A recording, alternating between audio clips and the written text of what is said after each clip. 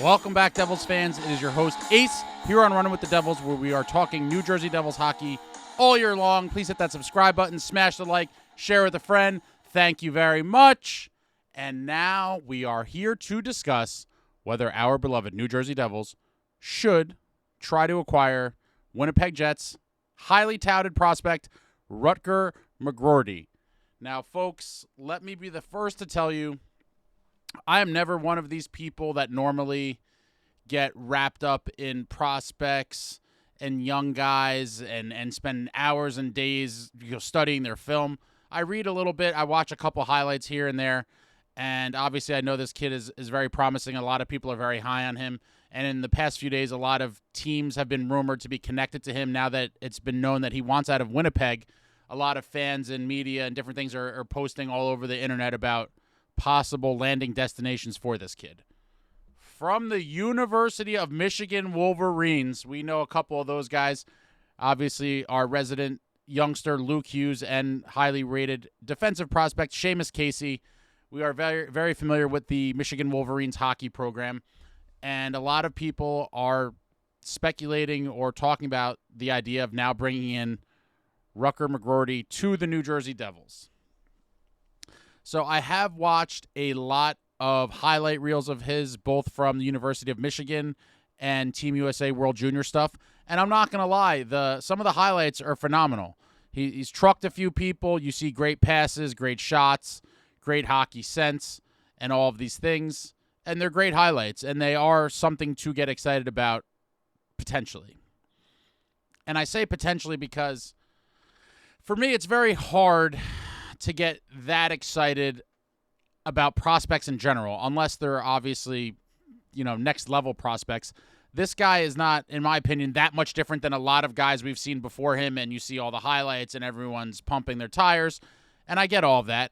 So a lot of Devils fans have asked me my thoughts on him, and my honest thought is that if we could get him at a cheap price where it's kind of a low-risk, high-reward type situation, I would be willing to do it. From everything I've seen and looked at right now, I personally would not trade the 10th overall pick for him. Maybe if there was some other pieces in the deal coming our way, I would consider it. But I just think from everything I've seen, I don't know that that's a road I want to go down with the number 10 pick. And while you all know I don't want to draft with the pick, I also don't want to trade it for a prospect, which essentially it's almost the same thing, really. It's like, either you draft a kid with it or you trade it, in this scenario, for this kid, Rutger McGroarty, and it's kind of the same thing. You're looking for a future piece with this asset of the 10th overall. Now, if someone could tell me definitively, and I don't know how anyone would do this, if you said definitively he's a top 6 surefire, can't miss in the NHL next year, then I would say, okay, it's worth looking into. However, I don't know how anyone could say that about a kid like this. I just don't. I understand a lot of people are high on him and they project him for this and project him for that, but projections and reality are often two very different things, and I think it would be a little bit of a gamble to trade the pick for him. I really do. But let's just take a look. I was digging up some prospect reports on him, and the first one here says, a highly skilled, competitive, versatile forward who can play on the wing and center, lacks high-end speed and needs to improve his overall skating. He has the size, strength, and leadership qualities to go along with the scoring ability and hockey IQ to develop into a reliable, two-way, top 6, multi-category fantasy option that will contribute to both the power play and penalty kill. That's kind of from a fantasy hockey perspective. And so, okay, it has all the nice buzzwords in there.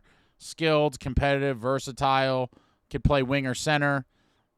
The problems I have personally is that when I see lacks high-end speed and improve overall skating, obviously think these things could be developed and worked on, but I just feel like if it's not already good to great now, I'm a little nervous. And that kind of seems to be the reoccurring theme on the scouting reports for this kid. We go to another one. The big forward has a high compete level to go with skill and scoring ability. He is a threat in the offensive zone because of his on-ice vision, shot, and puck skills, and he wins more than his share of puck battles. His biggest issue for the NHL level is his skating. He is likely quick enough, but has an awkward stride that could hold him back. Long-range potential, big, physical, offensive. Again, a lot of good stuff in there, but then I see, again, another mention of skating potentially being a problem. And honestly, when skating is the foundation of hockey. When every scouting report kind of points at that as an area of weakness, it does scare me, especially if we're going to trade a big piece to get him. Now, again, if you could get him on the cheap, I don't know what that may be, but, a later round pick, maybe some other prospect that the Devils don't see cracking the lineup anytime soon. In a scenario like that, absolutely, do it all day. I just don't think that's the reality here, and that they are looking, Winnipeg that is, looking to get a big piece in return for him. Again, to me, fairly big gamble, and I just have to kind of hope for something better to come along, I think, at this point. And we go to another scouting report thing here. His shot and hockey sense are NHL caliber, and his coach compared him to New York Islanders forward Anders Lee. McGroarty skating also got better from last season to this season and projects to keep improving as he continues to develop physically. That's a good report from NHL.com. Then Morial, a versatile player with great leadership skills. McGroarty thinks the game at a high level, will shoot the puck, and competes all over the ice. The Michigan commit has size, skill, hockey sense, is a net front presence, plays a physical and two-way game. His biggest development needs is his skating, but he plays the game like a Kachuk. Whoa, wait a damn minute. Plays the game like a Kachuk. That is one of the highest honors I believe someone could give a forward. Come on down. But, again, we you keep skimming through here. He's continued to move up draft boards with every puck he's put in the net, as McGroarty can score with both his shot and by getting to the hard areas with his powerful build. His skating has come a long way as well, even if there's more room to improve. Another reference to the skating. McGroarty is strong along the wall, will lay the body on the forecheck, and can make plays off the boards into middle ice with refined puck protection skills and dexterous hands. The only real knocks on McGroarty are his heavy feet and lack of high-end pace, but he has the IQ and work ethic to continue improving in those areas. Mention of the skating. And then you get to Chris Peters. McGroarty has got the size, he's got the work ethic, the character, and goal-scoring ability to be a long-term impact player. The main drawback in his game is his foot speed, which is definitely a concern among NHL sources. And so, for me personally, I am not dealing the number 10 pick for this kid. I think he could be great. Look up his video. I'll put a couple links to some of his highlights. The highlights are nice, but they're college highlights. And I believe that you could find, of past players, tons of guys that were college all-stars that, for whatever reason, it didn't translate into the big leagues. They were not able to replicate the success in the NHL.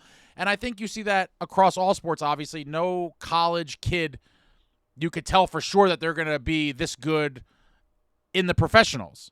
You just can never tell for sure. But across all sports, projecting kids from college to the pros is not always easy.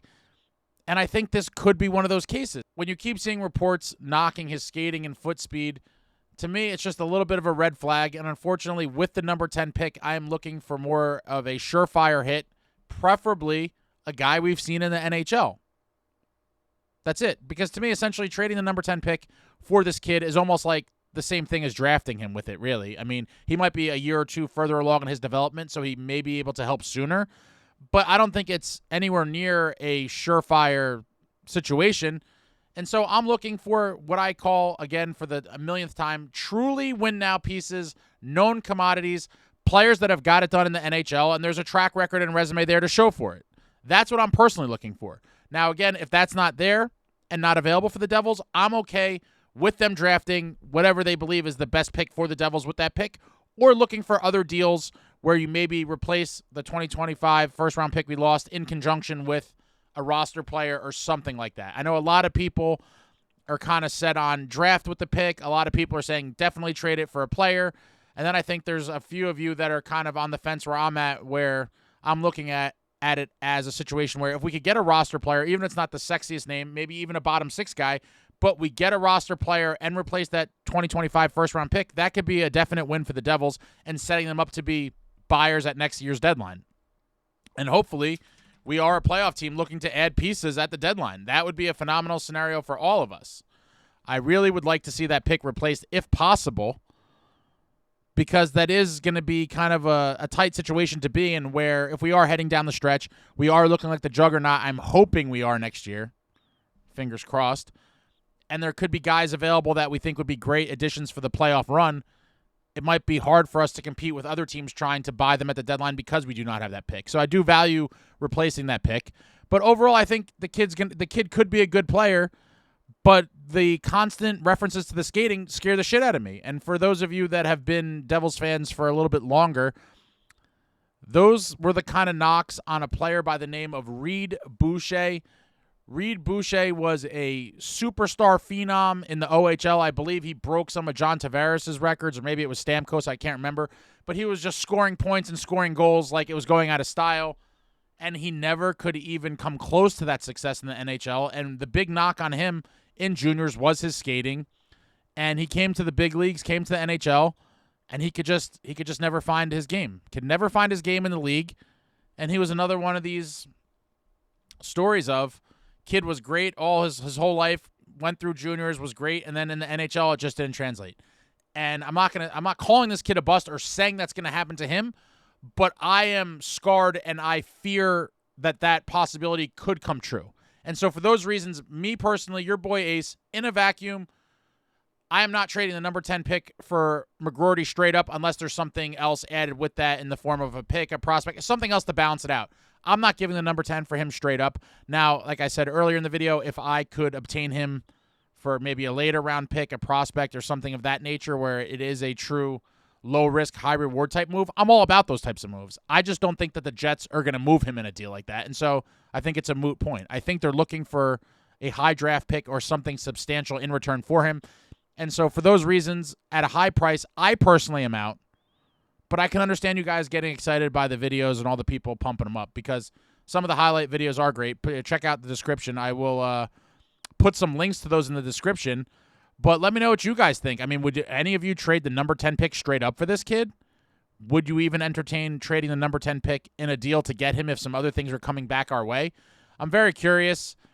I'm not going to lie. As we're now closer to the draft, about 24 hours away or so, I was hoping from weeks ago that Fitz would have already traded the pick, and obviously that has not happened yet. And so I'm starting to believe that it probably is likely that we're going to draft with it. I mean, I really don't know. There really hasn't been many other things rumored in the media outside of the Natchez deal from Carolina, which I really hope isn't happening because I just think that would be a complete abomination. But I'd be okay if they end up having to draft with it if nothing materializes.